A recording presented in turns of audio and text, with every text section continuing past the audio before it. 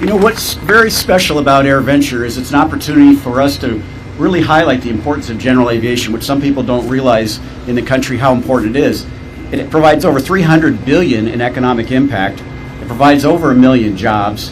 And it's really a national treasure when you think about some of the other things that general aviation does that we've been highlighting this week, which is humanitarian relief flying, along with medical flights and law enforcement, so it's critically important. This week we've also been highlighting all the innovation and safety improvements that are going on and the importance of that. But probably one of the best things for that to happen is to have a supportive Secretary of Transportation along with the FAA and everybody trying to lock arms and do what's best for the American people, especially when it comes to dealing with safety.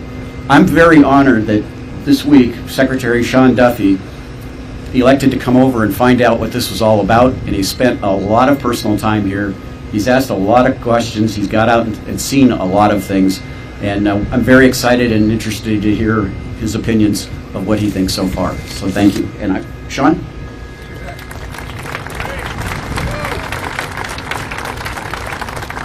Oh, it's great to be with all of you. I apologize first off. I've come down with a cold. I lost my voice yesterday, but it came back for this great event today.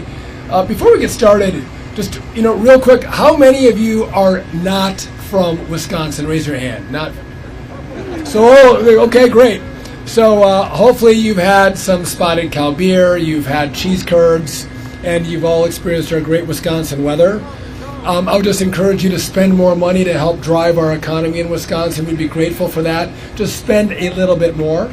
But welcome to our great state. It's wonderful to be back here. I've spent my whole life in Wisconsin, born and raised a little bit further north, up in Hayward, and my congressional district was in Wausau and that northwestern third of the state. So it's good to be back. I just want to tell you all that I think it's fascinating that we have an administration that cares about aviation. Before I took this job, actually when the president gave me this job, he talked about big, beautiful roads and bridges that connect our people. That was the first thing he talked about. But the second thing he talked about in November of last year is he talked about aviation and how we have to make sure we focus on aviation. We upgrade our systems. We make it safer and more innovative. And so to have a president that cares like that about aviation is really helpful to drive the reform that we want to see in this space. Now, I don't know if any of you have seen what we've done with regard to air traffic control. We are going to modernize ATC by the leadership of Sam Graves in the House, who's here. They gave us a historic $12.5 billion to start this upgrade, which is absolutely historic. And we are driving reform to bring online more of our air traffic controllers. You all know we're 3,000 short. We get slowed down, we get delays, we get cancellations. We're grateful for our current controller support, but we need to bring more people into the industry, and we want to ask those who are at the age of retirement to stay on and help us out. So excited about all of that, but I know that's not why you're all here today. We're excited because this administration, as I mentioned, along with the president, has promised to modernize aviation safety and efficiency, and today we're making good on that promise. We just finalized a major reform that's going to make recreational flying safer, more accessible, and far less red tape to tie us up in. And as you all know, that is our mission on Mosaic. And so, that's right.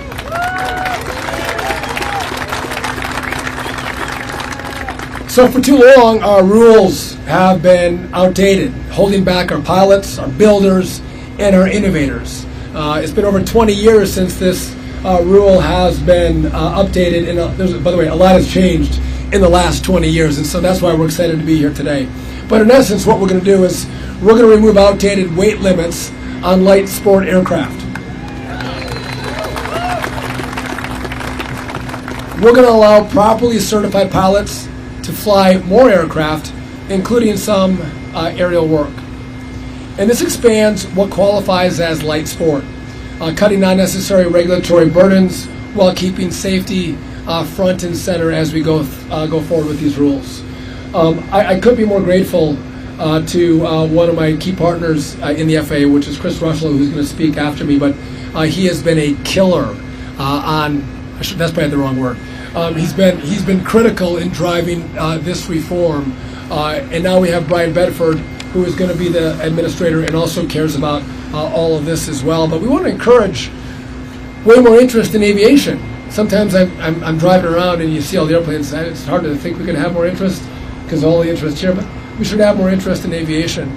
It's also going to allow us more capabilities and benefits to advanced air mobility, the eVTOLs that you're seeing around the air show. That's right.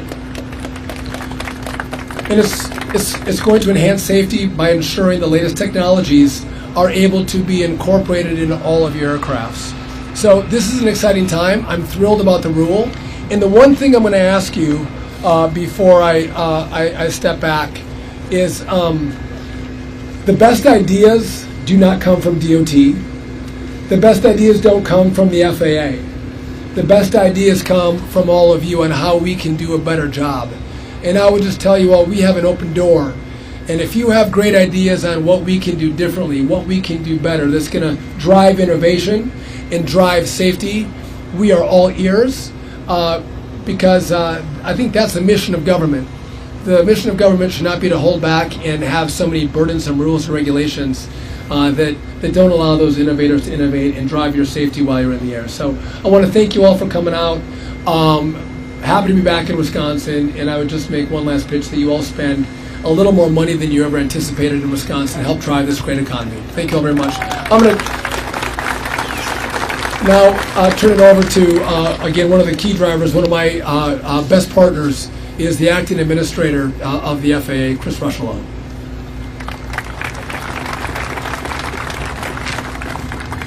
Well, thank you, Mr. Secretary.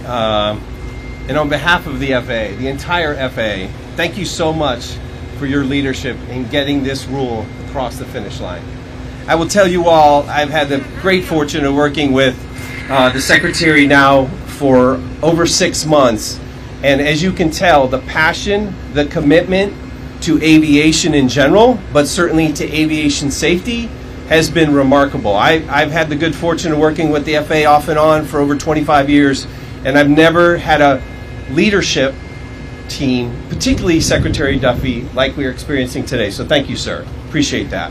I also want to take a moment to say thank you to the FAA team, my team, that has been so hard at work with all of you in getting this rule done. And also, I think it's very important to realize, in addition to the FAA work, we went through over 1,300 comments in our public notice. And so thank you to the industry for contributing to this rule. It really is a great testament to government and industry coming together to put together rules that make sense, rules that lower the bureaucracy and increase safety, because that's what we're all about every day. So, as the Secretary said, Mosaic will expand access to safe, modern, and affordable aircraft for recreation, training, and aerial work, all while upholding the highest safety standards. It brings major updates to light sport aircraft and to sport pilot privileges based on 2 decades of solid safety performance. Now, over the next year, we will phase in this rule and conduct broad outreach to everyone so they know what's changing and how we will implement that together. General aviation remains the backbone of American aviation, and its safety continues to be our top priority. This spring's General Aviation and Business Aviation Call to Action, hosted by many of the general aviation associations that are here today, was much appreciated and another step in that journey to a safer general aviation community. Now, looking ahead, we're working with industry and international partners as well to safely integrate these new technologies, such as eVTOLs, advanced air mobility, and other types of technologies, safety technologies and avionics that go into the aircraft themselves. Together with global partners such as the UK, Canada, Australia, and New Zealand, we're also harmonizing the standards so that the builders of these aircraft can sell those aircraft overseas and, again, maintain that global safety posture. As I like to say, safety is a team sport. It depends on collaboration across the FAA, across industry, and of course, the aviation users themselves. I'm inspired by the collective effort I see here every day at AirVenture, and I see Mosaic as one of those prime examples of what we can do together when we get in that room and work it out. So, together we will continue to keep our skies safe, accessible, and of course, to make sure along our successful paths going forward. So, thank you all. And now, it's my pleasure to recognize Chairman Sam Graves, a true champion for general aviation. When we think about the FAA reauthorization of 2024 and the first ever general aviation section in that bill, in that law, it's because of Chairman Graves and his leadership. So it's my pleasure to introduce him now for a few comments. Thanks. It's a pleasure to be here. This is my 30th time to Oshkosh, to AirVenture. And I've been coming here a long time, and it's even better when you get to come and having coming on the heels of a great bill that we passed, an FAA reauthorization, and all the good work we did with GA. But I have to commend the President Trump, in his commitment to modernizing our air traffic control system, which was in the big, beautiful bill that we passed, and we did have a down payment in there, as the Secretary mentioned, at $12.5 billion. That's a down payment. It's going to take more money, and we will find them the money that they need to get this done and get it done quickly. But I have never seen a Secretary more committed and more engaged in fixing the problems that we have in aviation, the problems that we see as pilots in aviation. And Secretary Duffy is working, and I look forward to working with him more to implement FAA, the FAA reauthorization and all the provisions in there. But he is completely committed, and that's a great thing. It really is. And the fact that he's here is that's what shows it. That's what shows it. So with Mosaic, I was there when we did the first sport pilot rule. And as was pointed out, as Chris pointed out, we've got almost 2 decades of good, hard data to be able to go back on. So in the FAA reauthorization, we put a deadline for the FAA to get the final rule for Mosaic done within 2 years. And they beat that by 9 months. That's something great. When the FAA gets it done early, that's a good thing, but this is a pattern that's we're continuing to see within the FAA, and that's due to the leadership of Secretary Duffy and the leadership of Deputy Administrator Chris Rocheleau. That is a commitment that they have made to aviation, and that's a commitment that we're going to continue to get to see. But Mosaic is going to make light sport more accessible and more versatile, and it's going to bring more pilots into the process, which is exactly what we need. But I want to thank them. Thanks, guys, for what you did and for implementing that and doing it. I'm going to turn it back over to Jack. Real quick, I should have mentioned we all enjoy this great event, and under Jack's leadership, he has built this out in a profound way. And Jack, I know everyone here appreciates your hard work to make this a world-class event, the best in the world right here in Oshkosh. So thank you for your leadership. And just as a note, if you see one of these folks walking around in an FAA shirt, there might have been times in the past where you might have want to boo them. Tell them thank you, because it has been their truly hard work that has been on the forefront of thinking how we can do better to serve all of you, drive innovation, and truly drive safety. So if you see those blue shirts and the FAA logo on them, please say thank you to them, because they're working tirelessly for all of you to get it right. With that, we're happy to take questions. I hope the media is going to have really nice questions for us today, like the weather. We'll see. And I know Chris is going to come up here with me as well. But first off, any questions? Hey, Secretary Matt from WISA in Milwaukee. I saw you up in the tower yesterday. I'm curious, with the funding, what is the $12 billion going to allow you to do? And what happens if you don't get the additional 19? So the question is, we have $12.5 billion, which, by the way, Sam Graves gave me all the money he possibly could to get us that $12.5 billion. So number one, we're going to redo telecom, right? Radios, voice switches, let go from copper to fiber, build a brand new telecom network. We're going to replace our 1950s, 1960s, 1970s radar with that money. We have $2 billion for a brand new center. Where that's going to go, we don't know yet. There's potentially opportunity for consolidations of centers in the country. But if you're thinking about a brand new air traffic control system, it really is the common automation platform. It's the software on how this is going to work. We got a little bit of money, I think $300 million, if I'm not mistaken, to start that process. We're going to try to. I've asked Chris to pull up the FAA cushions in the couch and shake it to find more cash. But that is the part that's going to take us a little bit of time. It's going to take us, whether it's 7-8 months to ask industry to provide us with a product that will work for the American airspace. We have to debug it. So we're probably a year and a half out before that could be deployed. But that truly is the new system that we don't really have an off-the-shelf solution to deploy. And I'll just make one of the notes. It's been a problem because Congress has given sporadic funding, no doubt, but this is complicated to do. But again, if we can put a man on the moon with technology that's less powerful than your iPhone, we can absolutely update our air traffic control system, and we are going to make that happen. And if it doesn't happen, I can guarantee you, hopefully not on Twitter, but somewhere else, the president will fire me. So I'm going to make sure that happens for sure. And quickly on training, we visited the site in Joliet recently where they're training folks to become air traffic controllers. Do you have any plan? Is there a concern that the training needs to expand? You need to open more sites, you need to get more people trained? On the back end, how do you solve that? So we're talking about controllers. Oklahoma City is the heart of training our controllers. There's the opportunity to have more schools stand up and train more controllers. But we have the most controllers in the history of Oklahoma City at our training facility right now than ever in our past. We're going to hit our 2,000 controller threshold this year. We're hoping to get to don't lock me into this. I'm going to shoot for 2,500 next year.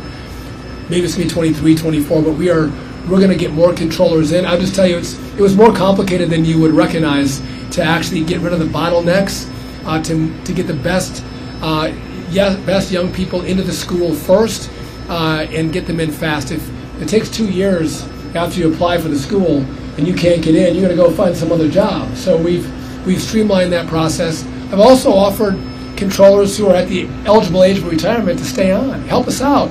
We're giving them a 20% upfront bonus per year for every year they stay. These are the most experienced controllers. We're in great need. We want to see them stay on with us. Help us out during this time. So, and again, you saw. Thank yes. And by the way, if you see the pink shirts around, thank them too. They're doing an awesome job here and excited to be at Oshkosh. Again, they all bid to come to this great event. So that's what we're doing. And again, none of these solutions happen overnight. I can't snap my fingers and fix them. The problems have taken decades to create. It's going to take us, months and some years to fix some of these. But if we don't start now, it never gets fixed. And so we are fully engaged to make sure that we revitalize and remake our complete system. So you want to talk more about Mosaic?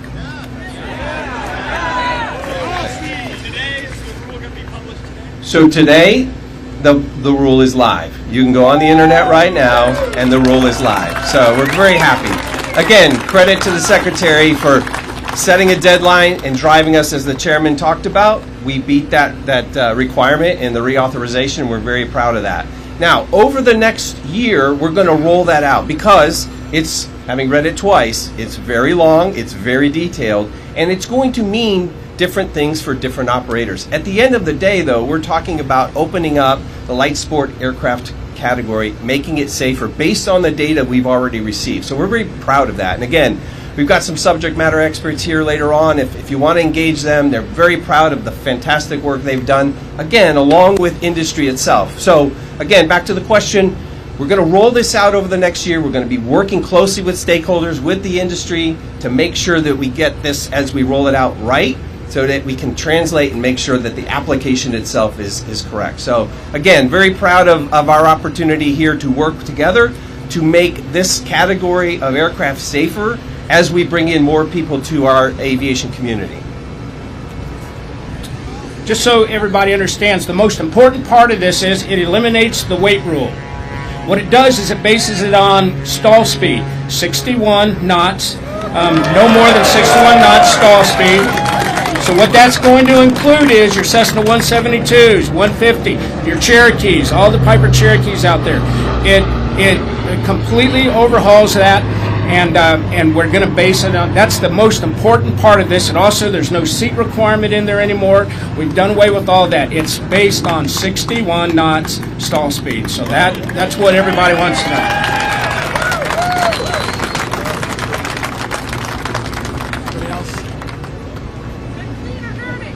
Mr. Secretary, welcome to Oshkosh.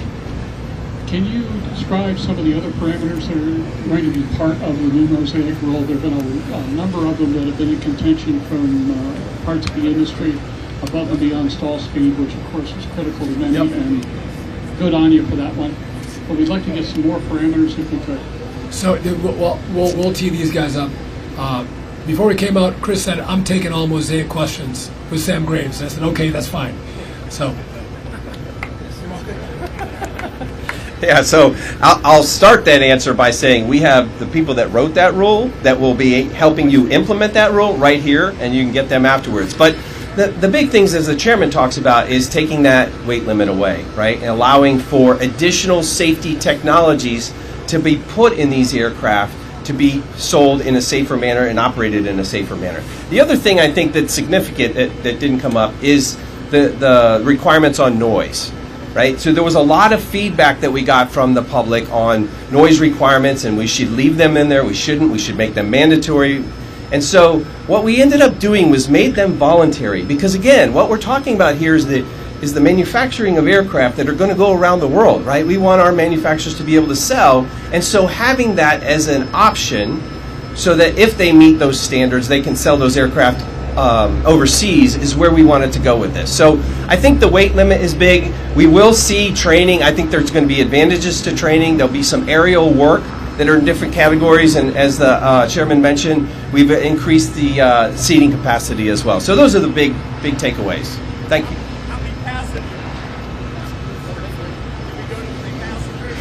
So there'll be obviously a pilot, and we'll have up to 4 seats. Is that right? So Because initially it was open seats, 1 passenger. No. So let me be clear. So we'll have up to 4 seats, right? You'll have a pilot, and then it's 2 passengers, 1 passenger for a sport pilot. Again, you'll want to talk to these guys here, because again, as we roll this out, it's going to take a minute to see how it impacts you directly, whether it's an eVTOL company or an advanced air mobility company and the like. And so what we wanted to be able to do is, again, lift that weight limit to make sure that we're bringing new safety technologies into the aircraft itself.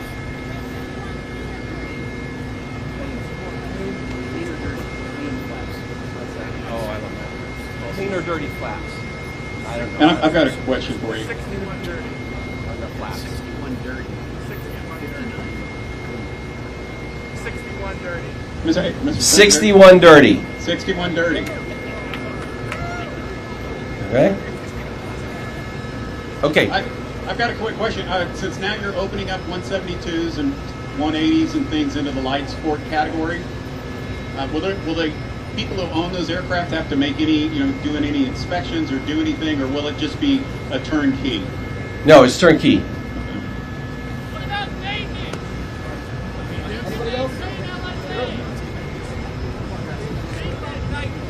Again, if there's some technical questions, please come down front here and we'll introduce you to the team and you can kind of talk through a little more specifics. For Secretary Duffy, this is Austin from Space Export. You were recently assigned that NASA admin, interim NASA admin position. This is obviously a massive step for general aviation.